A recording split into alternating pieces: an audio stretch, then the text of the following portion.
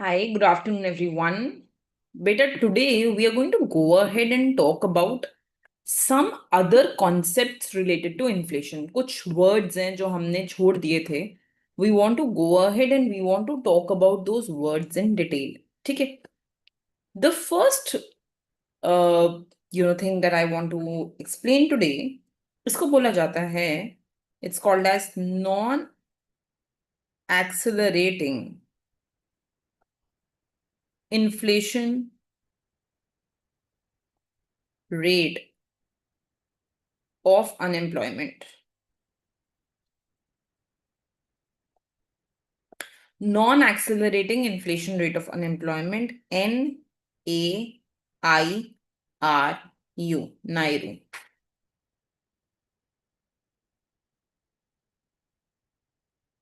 बेटा ये क्या है? This is nothing but natural rate of unemployment.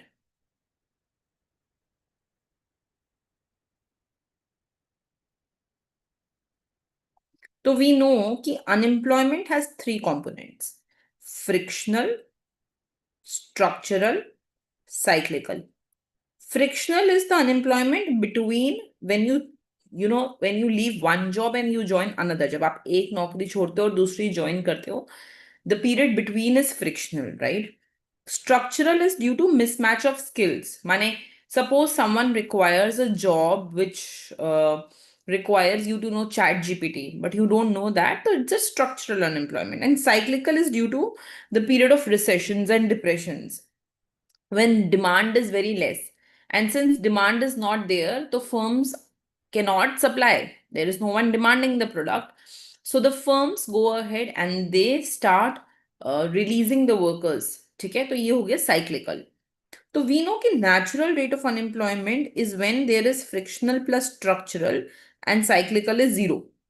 ठीक है, this is the minimum unemployment in any economy. इतना unemployment हमेशा रहेगा ही, right? This natural rate of unemployment is also called as non-accelerating inflation rate of unemployment. Q, why is it called non-accelerating inflation? It's called non-accelerating inflation because when economy is at natural rate of unemployment, then the trade-off between unemployment and inflation breaks. The trade-off between unemployment and inflation breaks. तो हमें पता है, we know that there is an inverse relationship between inflation and unemployment. This is called as Phillips curve. जब inflation बढ़ता है, people demand more wage.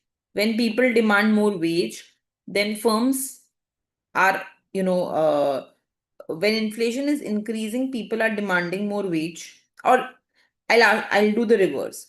When unemployment is decreasing, right? It means employment is increasing. When employment is increasing, more people are employed, then the bargaining power of people increases. लोगों को पता है कि job ज्यादा हैं और लोग कम हैं उस नौकरी के लिए. So bargaining power increases. When bargaining power increases, they demand more wage. When they demand more wage, inflation increases. Because when they demand more wage, then the cost of production is increasing. When cost of production is increasing, then the inflation also increases. Price of the goods will increase, inflation will increase. तो unemployment और inflation के बीच में एक negative relationship है given by Phillips curve, but in long run ये relationship break हो जाता है. Unemployment becomes at natural rate of unemployment. Output is at full employment level. ठीक है, and that is called as non-accelerating rate of unemployment. Is it clear? ठीक है. Then there is another term बेटा जो हमें समझनी होगी, and that term is actually called as, that's right, yes, natural rate and NAIRU are same thing, correct? Okay. So then we have another term, and that term is called as reflation, sorry. Inflation, reflation. Reflation is basically a deliberate government policy to reduce unemployment and boost demand during slowdown. So when there is a slowdown, when the demand is low, government wants to increase the demand in the economy. Government wants to, when demand will increase, producers will produce more. When producers will produce more, they will employ more and unemployment will decrease. So the deliberate government policy to go ahead and to reduce unemployment and to boost demand during the period of slowdown, right? During the period of slowdown, that is basically called as reflation. It's called as reflation. Is it clear? Take any doubt in this? Anyone? Okay. Now, try to understand that this is only during a sluggish period. ठीक है, जब economy shrink कर रही होती है, only during that period we during say after a recession, right, government wants to spend more on infrastructure, right, so that this extra money can be ingested into the economy and it can reflate the economy. ठीक है, it can reflate the economy. So the goal is to increase the economic activity in the economy. ठीक है, अच्छा, someone may ask कि ma'am ये inflation से कैसे अलग है, प्राइसेस तो बढ़ा रहे हो ultimately, right? When demand increases price will increase, when unemployment decreases inflation will increase. Inflation is rise in prices when economy overheats. Reflation is planned effort to bring the economy and prices back to normal after they have declined. समझो difference. Reflation में मेरी economy एक slowdown पर है, my economy is at the lowest point, so it's a planned effort to bring price and growth back to normal. But in inflation, prices are already peaking up. Inflation is something which is a phenomena which can happen during boom period also. Boom में prices बढ़ रहे हैं, demand is high, right, that's inflation for you. But reflation is a planned effort to bring price and growth back to normal after the period of decline. Is it clear? Okay. Then we have the next concept, beta, which is called stagflation.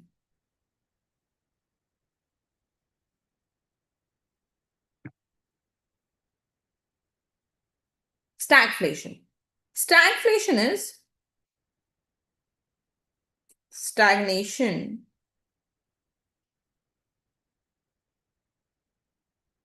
plus inflation. Stagnation means output is not increasing, output is constant, and still prices are increasing.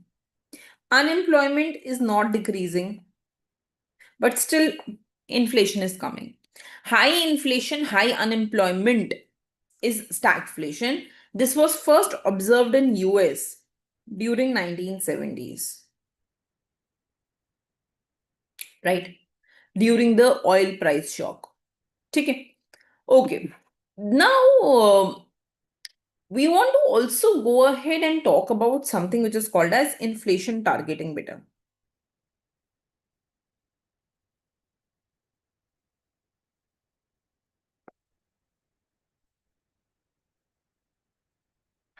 Inflation targeting.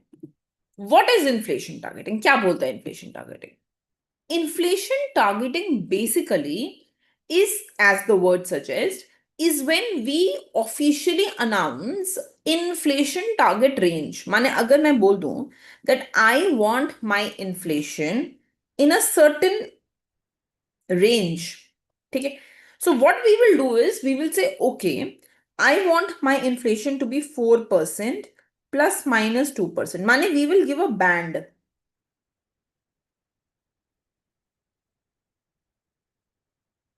in which I want my inflation to be, right? So 4 plus minus 2 means what? 4 minus 2 to 4 plus 2. Mane 2 to 6%. So I am giving an acceptable band in which inflation can be there, then that is called as inflation targeting. बेटा inflation targeting जो होता है इसमें I need some way to measure inflation, isn't it? So how can I go ahead and how can I measure that inflation? मैं कैसे पता करूं कि इन्फ्लेशन कैसे निकालें, right? How do I measure that inflation? तो इन्फ्लेशन टारगेटिंग के ये बैंड के लिए the reference can be consumer price index.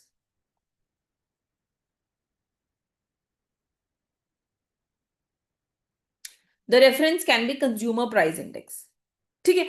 So basically हम CPI, there are different price index, और इन प्राइस इंडेक्स का we will write about them. Price index का काम क्या रहता है? What's the aim of price index? The aim of price index is to determine the inflation in the economy, right?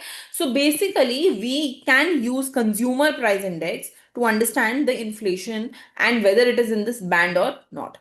ठीक है. Now RBI specifically in India has a flexible inflation targeting framework, right? वो कभी ऐसा नहीं बोलेगा कि I want inflation exactly at 4%. That will never happen. RBI will always give you a band कि मुझे चाहिए कि inflation 2 से 6% के बीच में हो, right? And how and who will define this? Well, we have monetary policy framework agreement, right?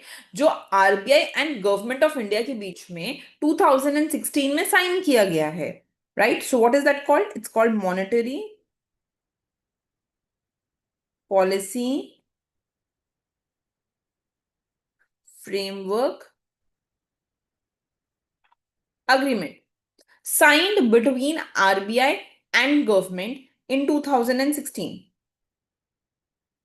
And this is going to go ahead and this is going to ensure the flexible inflation targeting framework. Okay. अच्छा, suppose ऐसा हो जाता है, suppose you set this band, okay, 2 to 6%. Now suppose your inflation is above the target, माने 6% को cross कर गई, right? Then I have to reduce the inflation.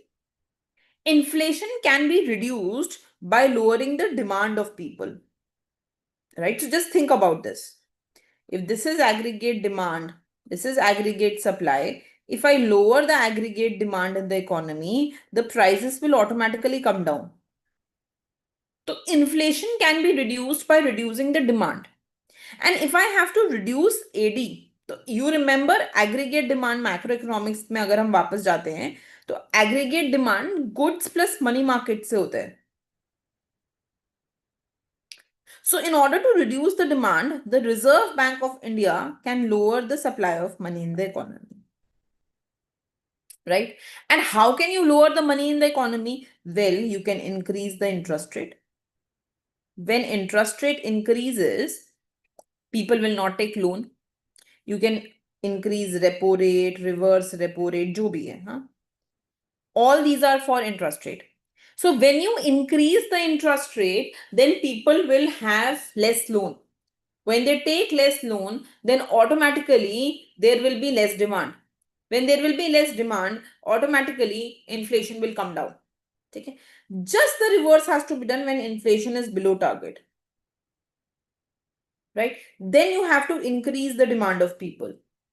In order to increase demand, you can increase the credit in the economy. आप ज़्यादा loan दो, right? To increase credit, you can lower the interest rate in the economy. Right? So this is the concept of inflation targeting. Is it clear? Okay. Now for this inflation targeting, RBI का ये responsibility है every 6 years to publish report in which it will tell what is the source of inflation. कहाँ से inflation आ रहा है?